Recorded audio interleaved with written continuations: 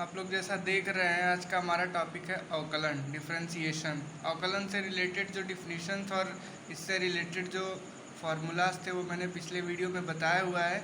इस वीडियो में हम जो एनसीईआरटी का पहला चैप्टर है उससे रिलेटेड क्वेश्चन देखेंगे और सॉल्व करेंगे।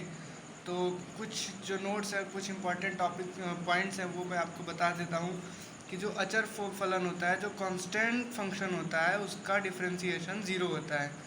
ठीक है, डी डी एक्स ऐसे देख लीजिए कि जब हम कांस्टेंट का, जैसे कि 7, 8, 9, 10, 1, 2 इन सब का अवकलन करते हैं तो हमें हमेशा वैल्यू जीरो मिलती है। ठीक है, कांस्टेंट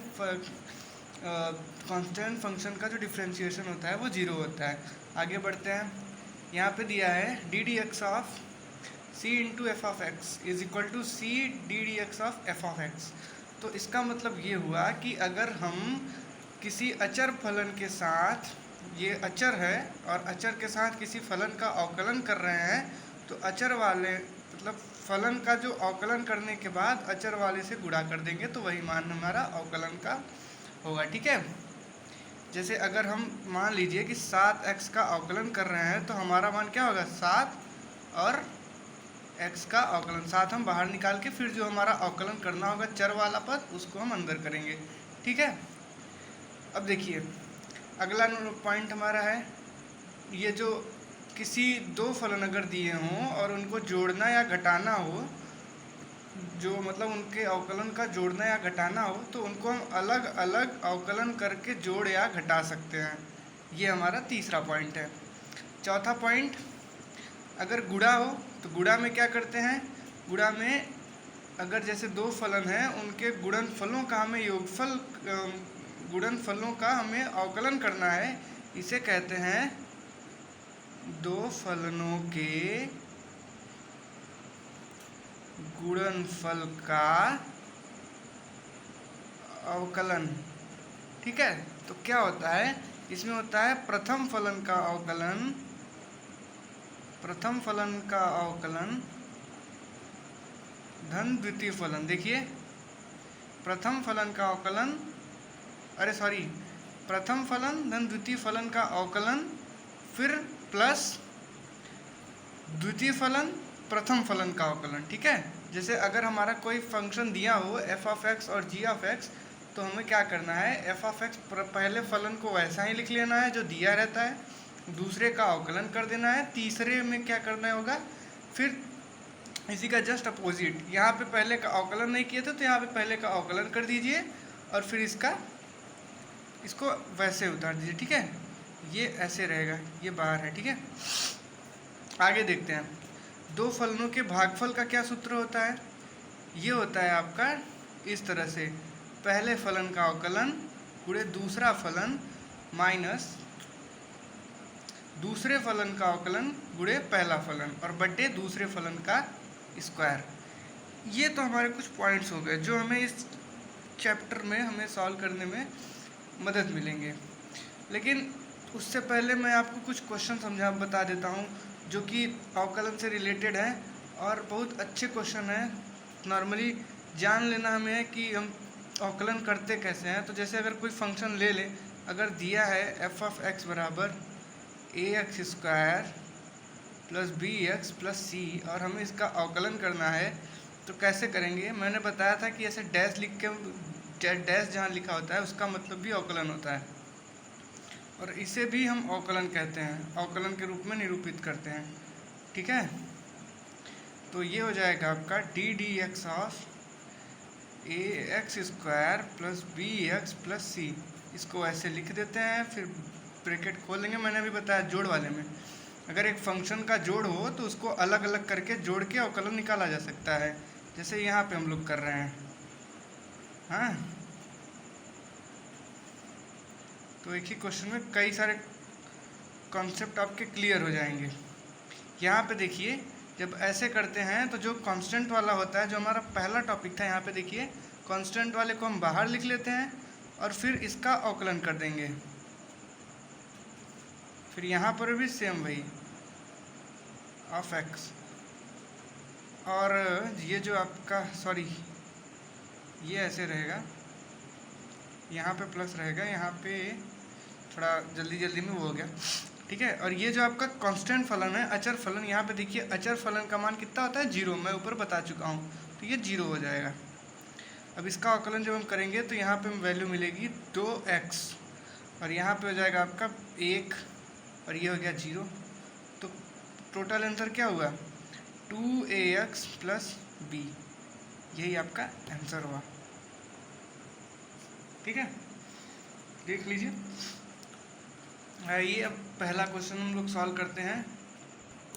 एनसीईआरटी का पहला क्वेश्चन सॉल्व करते हैं। साइन, ये जो आपका है पहला क्वेश्चन है एनसीईआरटी का 5.2, यूपी बोर्ड और सीबीएसई दोनों के लिए है ये। एक बार देख लीजिए, अच्छे से समझ में आ जाएगा आपको। तो हमें क्या करना है, अवकलन करना है। तो सबसे पहले हम ऐसे लिखेंगे साइन एक्स स्क्वायर प्लस 5। इसको दो तरह से लगाया जा सकता है। पहला मैं आपको बता रहा हूँ।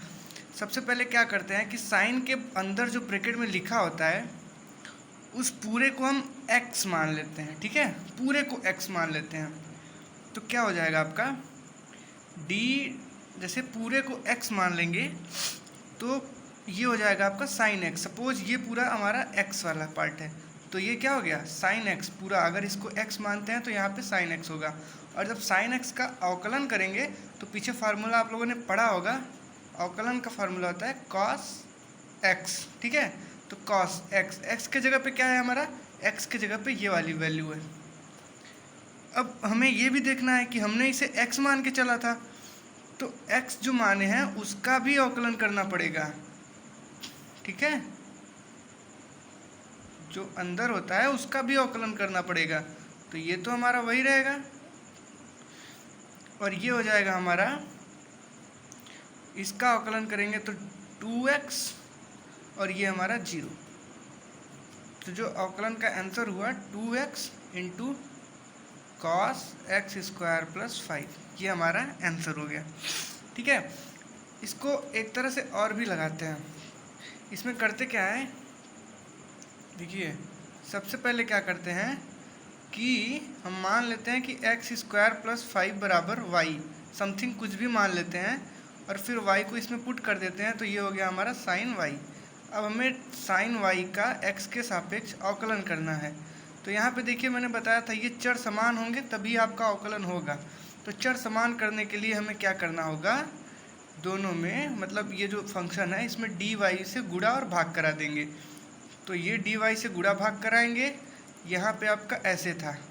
अब हमें क्या करना है कि ये जो साइन y है इसको ऐसे लिखते हैं dy ऑफ साइन y, ये हमें मिल गया एक। बचता क्या है हमारा, यहाँ पे dy बच गया और यहाँ पे dx। अब हम इसका अवकलन कर लेंगे तो यहाँ पे हमारा हो जाएगा cos y, और यहाँ पे x और y है। तो y का जो हम मान पहले एक्स स्क्वायर धन 5 बराबर y माने थे उसको यहाँ पे रख देते हैं, ठीक है, बटे dx, ठीक है, ये ऐसे लिखा जाता है। और यहाँ पे हम y का मान फिर से रख देते हैं क्योंकि हमें आंसर x में देना है। इसका जब अवकलन करेंगे तो 2x प्लस 0 बचेगा, और आंसर हमारा हो जाएगा 2x cos x square plus 5, ठीक है, समझ में आ रहा होगा। अगला क्वेश्चन देखते हैं, cos sin x। पिछले क्वेश्चन की तरह ही हम क्या करते हैं, जो ब्रैकेट में लिखा रहता है उस पूरे को हम मान लेते हैं क्या, समथिंग x मान कर चलते हैं, ठीक है। अगर इस पूरे को हम x मान के चलेंगे तो यहाँ पे हो जाएगा cos x, और cos x का जब अवकलन करेंगे तो cos x का अवकलन होता है माइनस साइन x। x के जगह पे क्या है आपका साइन x, ठीक है। इसको हम x मान के चले हैं लेकिन एक्चुअली में क्या है साइन x। अब बचता क्या है ब्रैकेट वाला, ये आपका बचता है यहाँ पे साइन x, ठीक है। इसका भी अवकलन करा देते हैं, यहाँ पे माइनस साइन x, और इसका अवकलन हो जाएगा आपका cos x। तो जो आंसर आता है वो ये होगा minus cos x into sine x, ठीक है। अगला क्वेश्चन देखते हैं, ये भी उसी तरह से है। यहाँ पे हमें क्या करना होगा, साइन ए एक्स प्लस बी, इस पूरे को हम लोग मान लेते हैं एक्स। एक्स मान के चलेंगे तो जब साइन एक्स का अवकलन करेंगे तो होगा आपका कॉस एक्स होगा, एक्स हम इसको मान के चलेंगे तो यहाँ पे लिख देते हैं, ठीक है। और फिर बचता है क्या आपका, इसका फिर से अवकलन कर देते हैं, ठीक है। Cos A x plus B into, यहाँ पे देखिए ये कांस्टेंट है तो इसका जीरो हो जाएगा। ए एक्स है, एक्स का जब एक्स के सापेक्ष करेंगे तो एक मतलब क्या बचेगा आपका ए और प्लस जीरो, तो टोटल आंसर हो गया ए cos A x plus B. इसको इस तरह से भी लगा सकते हैं जिससे मैं लगा रहा हूँ, फर्स्ट मेथड है। सेकंड मेथड से भी आप लोग कर सकते हैं, इसको एक बार मान सकते हैं यहाँ से, जैसे यहाँ पे माने हैं तो यहाँ पर भी आप मान सकते हैं ए एक्स प्लस बी बराबर वाई, उसके बाद वाई वाई डी वाई से गुणा कर देंगे और पूरा प्रोसेस आपका वही रहेगा। सेम क्वेश्चन में मुझे ये मेथड इजी लगता है क्योंकि आगे आपको भी इजी लगने लगेगा। जब आगे बढ़ेंगे तो हमको 2-3 ये पूरा स्टेप न करके एक स्टेप में ही पूरा क्वेश्चन सॉल्व करना होता है, तो इसलिए ये काफ़ी ज़्यादा बेटर स्टेप है। अगला क्वेश्चन हमारा ये है सेक tan अंडर रूट एक्स, इसका हमारा डिफ्रेंसिएशन करना है, तो चलिए करते हैं। तो सेक के अंदर वाला जो हमारा ब्रैकेट में है इस पूरे को x मान के चलेंगे, तो सेक x के अवकलन का सूत्र होता है सेक x tan x, ठीक है। तो चलिए करते हैं सेक x, x के जगह पे हमारा ये वाला वैल्यू पुट होगा तो इसको लिख देते हैं tan अंडर रूट x, फिर इंटू tan x, x के जगह पे भी हमारा ये वाला वैल्यू पुट होगा तो इसको लिख देते हैं tan अंडर रूट x। अब हमारा बचता क्या है अवकलन करने के लिए, tan अंडर रूट एक्स, हमें इसका अवकलन करना है। इसमें भी देखिए दो तरह से है, तो सबसे पहले हमारा क्या हुआ सेक जो है tan under root x into tan under root x, फिर इंटू यहाँ पर भी देखिए हमें x के सापेक्ष अवकलन करना है और यहाँ पे अंडर रूट एक्स है तो इसको भी हम x मान के चलेंगे, तो हमारा जो tan x का जो हमारा अवकलन होगा वो होगा सेक स्क्वायर x। तो यहाँ पे हम लोग लिखेंगे सेक स्क्वायर x की जगह पे यहाँ पे अंडर रूट एक्स है तो यहाँ पे अंडर रूट एक्स, ठीक है। और फिर हमारा इसको हम x मान के चले थे तो हमारा फिर क्या बचता है अंडर रूट एक्स बचता है, तो हमें फिर से इसका अवकलन करना होगा तब जाके हमारा पूरा कंप्लीट आंसर मिलेगा। तो ये देखते हैं sec tan under root x tan under root x और यहाँ पे हो गया sec square under root x, और इसका जब अवकलन करेंगे तो यहाँ पे होता है क्या घात 1/2 और एक में से 1/2 घटाएंगे तो 1/2 ही आएगा, ठीक है 2, तो इसका अवकलन हो जाएगा 2 1/2 और करड़ी में x। तो टोटल जो हमारा आंसर आ रहा है वो ये होगा 1/2 करड़ी में x सेक स्क्वायर करड़ी में x, फिर इंटू सेक,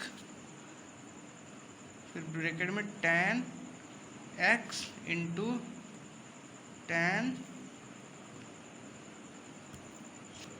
तो ये हो गया इसका आंसर। आई होप आप लोगों को वीडियो अच्छा लगा हो, सेशन को शेयर कर दीजिए, ज़्यादा से ज़्यादा लोगों तक इसको पहुंचाइए ताकि आगे का जो अगला वीडियो में जो लाऊंगा इसके नेक्स्ट चैप्टर पे उसको बनाने में मुझे और ज़्यादा अच्छा और ज़्यादा से ज़्यादा मैटर में आप लोगों तक पहुंचा सकूँ। Thank you.